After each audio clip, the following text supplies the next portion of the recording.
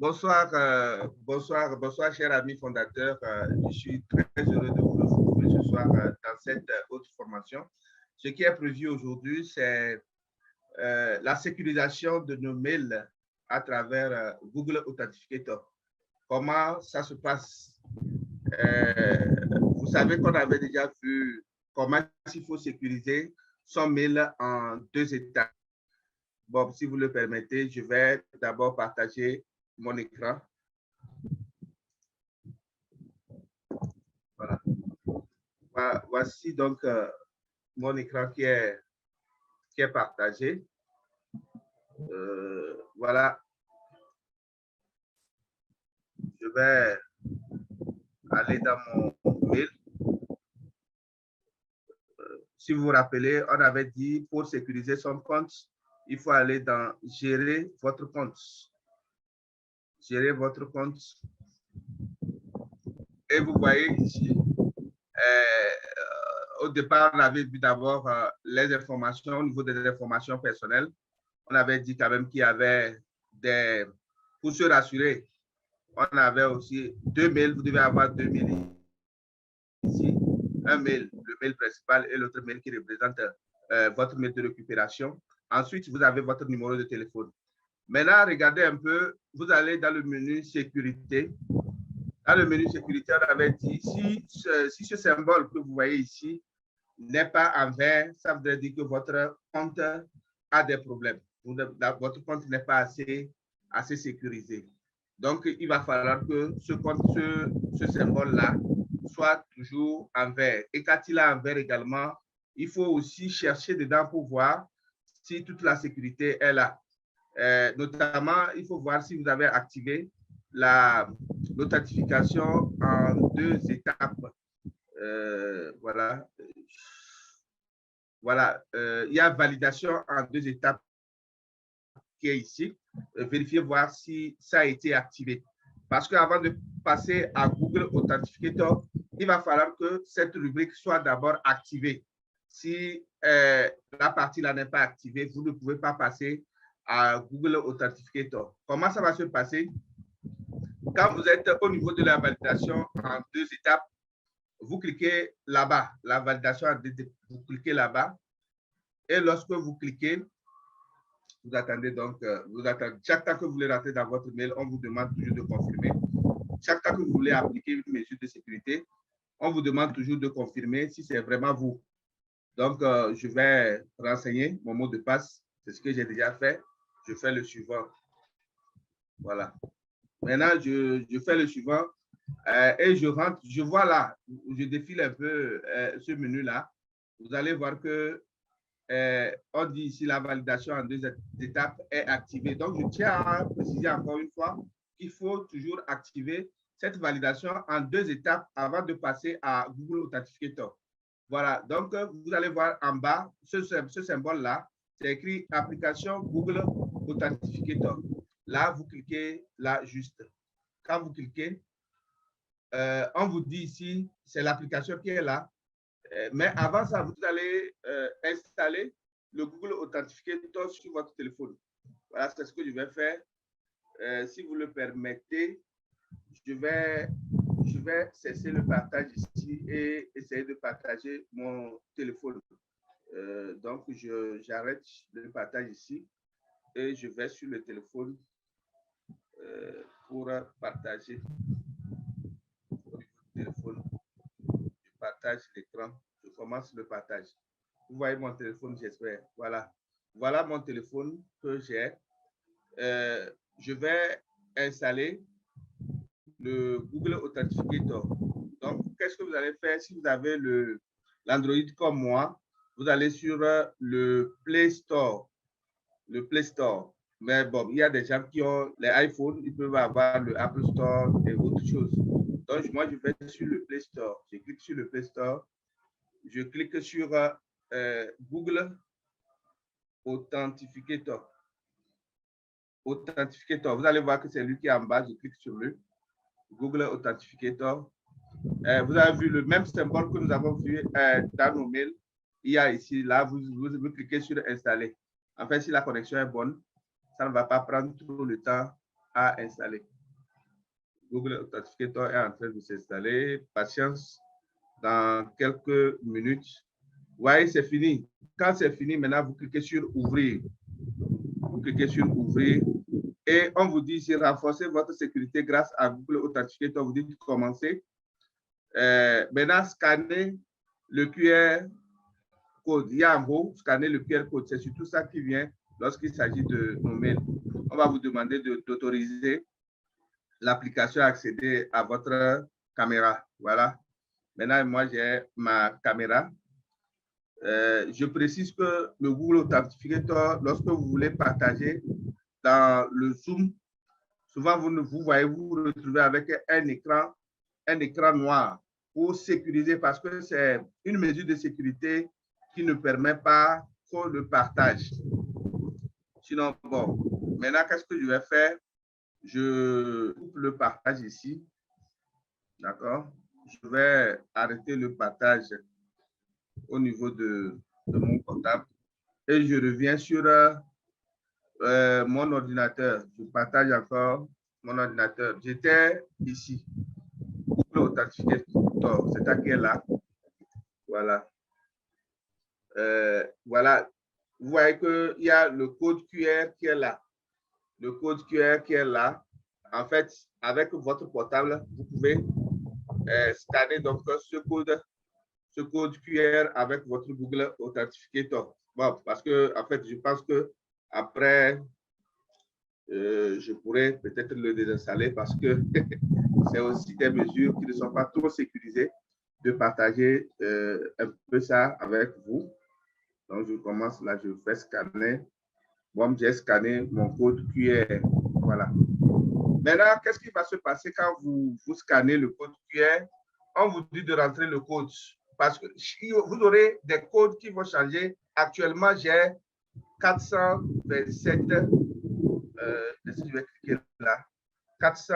Oh, déjà, c'est déjà changé. Voilà. Donc, maintenant, j'ai 658. Donc, il faut rentrer le code avant 30 secondes. Sinon, l'autre code va changer. Donc, maintenant, quand tu valides, voilà, maintenant, c'est validé. À partir de ce moment, j'ai sécurisé mon compte avec Google Authenticator. Maintenant, qu'est-ce qui va se passer? Lorsque vous voulez vous connecter, vous allez toujours vous connecter avec le code que Google Authenticator va vous envoyer.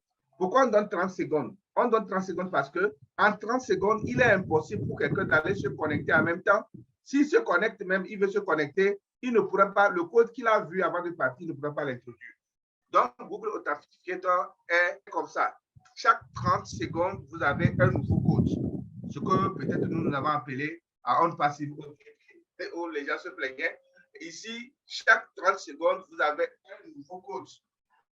Et quand vous voulez ouvrir votre mail, vous devez passer par ce code pour pouvoir l'ouvrir. En ce moment, la question sera que deviennent nos mots de passe. Le mot de passe, il ne faut pas aussi l'oublier. Même si vous l'avez, même si vous avez des codes, il peut arriver que vous ayez perdu. Et ça aussi, c'est un point aussi à souligner. Il faut éviter de perdre son portable parce que vous allez toujours vous connecter par votre portable. Maintenant, lorsqu'on vous envoie le code QR, entre-temps, vous pouvez aussi le capturer, faire la capture d'écran et déposer ce code QR. Au cas où vous cherchez le portable, vous pouvez toutefois scanner ce code QR-là. Voilà. Je reviens maintenant sur le mot de passe. Le mot de passe est très important parce qu'il peut arriver que on dit fois que ce soit vous et maintenant on peut renforcer, on peut vous demander de mettre le mot de passe. Sinon, lorsque vous renforcez avec le Google Authenticator, toutes les fois que vous voulez vous connecter, vous aurez ce code-là de 6 chiffres qui va vous permettre de rentrer. Voilà. Voilà ce que j'avais à partager avec vous ce soir sur Google Authenticator et comment renforcer donc la sécurité de son mail avec Google Authenticator. Merci beaucoup et merci de m'avoir suivi. Wow. Wow. Merci, merci, grand leader.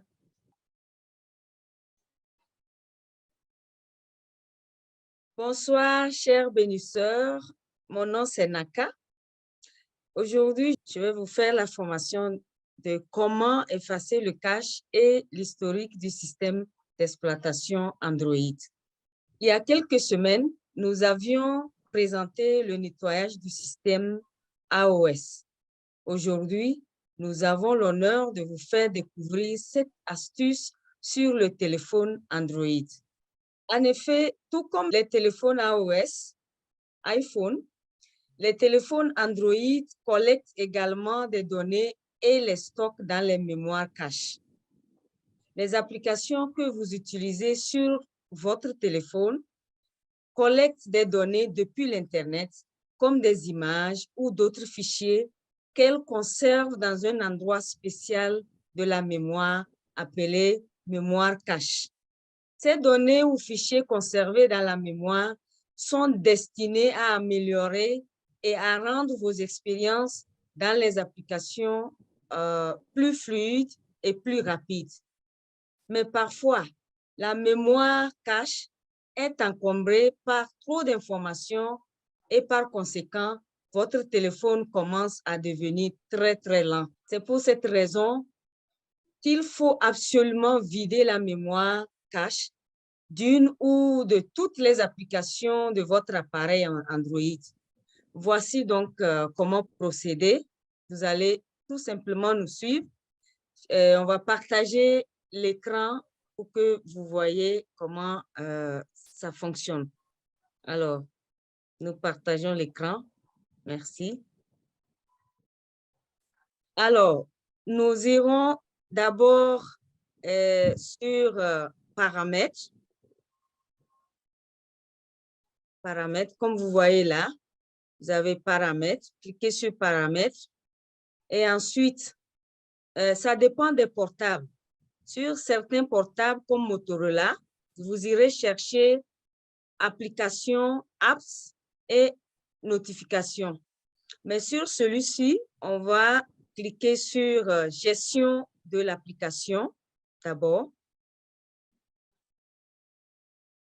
Il se pourrait que ce soit différent sur d'autres appareils. Vous verrez vraiment, il faut faire la recherche pour voir où cliquer exactement. Alors, on continue.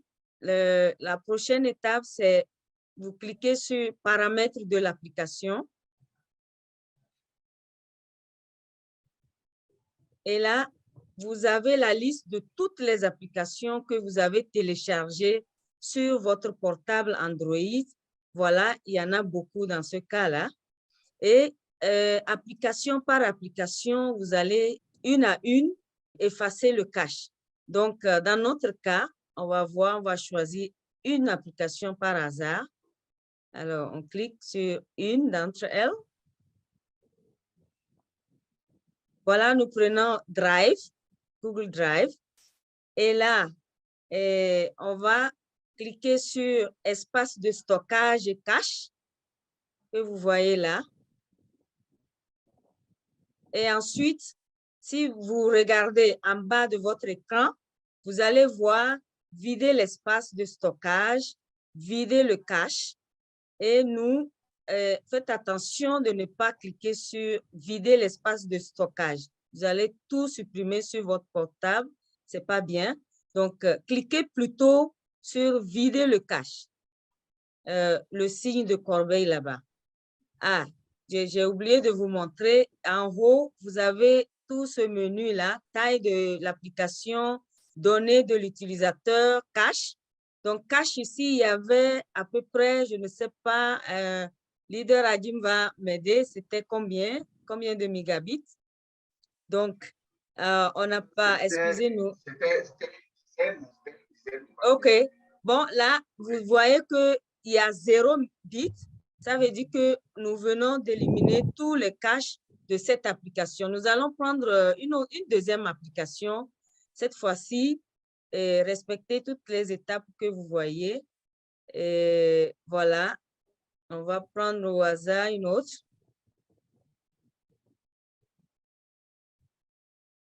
Un instant, voilà. Et enregistreur vocal, vous voyez.